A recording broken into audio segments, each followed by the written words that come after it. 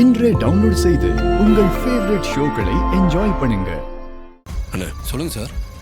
இந்த பொண்ணு இந்த ஆட்டோ ஸ்டாண்டுக்கு வந்து எதனா ஆட்டோ ஏறி போனாங்களா? ஆமாம் சார், இந்த பொண்ணு ஏன் ஆட்டோவில் தான் ஏறிச்சு.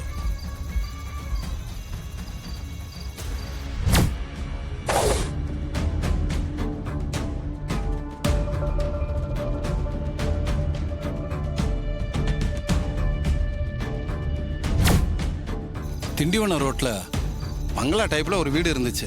அங்கே நான் தான் இறக்கி விட்டேன். அந்த பங்களாவில் சின்ன வயசு பசங்க, ஆம்பளை பசங்க, பொம்பளை பசங்கன்னு பார்ட்டி கொண்டாடிக்கிட்டு இருந்தாங்க.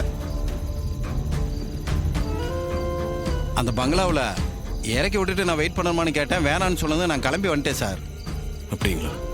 நல்லா பார்த்து சொல்லுங்க. இந்த பொண்ணு தான் அங்கே இறக்கி விட்டீங்களா? ஆமாம் சார், இந்த பொண்ணை தான் அந்த பங்களாவில் இறக்கி விட்டு வந்தேன் சார். என்ன ராஜா, இவரு பார்ட்டி அது இதுன்னு என்னென்னமோ சொல்றாரு. எனக்கு பயமா இருக்கு. நீ ஒன்றும் டென்ஷன் ஆகாத.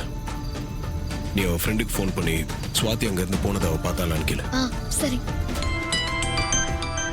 என்ன மறுபடியும் கால் பண்றாங்க? சொல்லுங்கக்கா, என்ன திரும்பவும் கால் பண்ணிருக்கீங்க? எனக்கு இன்னொரு தகவல் மட்டும் வேணும் ஷீலா. என்ன தகவல்கா? இல்ல, ஸ்வாதி உன்னை பார்த்துட்டு கொஞ்ச நேரத்திலே கிளம்பி போயிட்டு தான் சொன்னல. ஆமாக்கா. அவ போனத நீ நேர்ல பாத்தியா? நல்லா யோசிச்சு சொல்லு.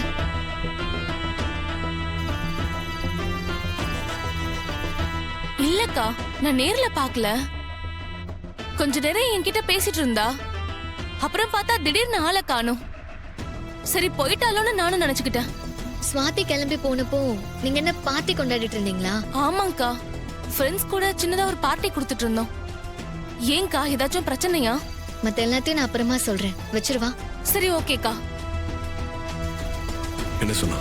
ஸ்வாதி அங்கிருந்து கிளம்புனது ஷீலா பாக்கலையா. பார்ட்டி முடிஞ்சு எல்லாரும் கிளம்பி போனதுல ஸ்வாதியும் போயிருப்பான்னு நினைச்சுதா சொல்றா.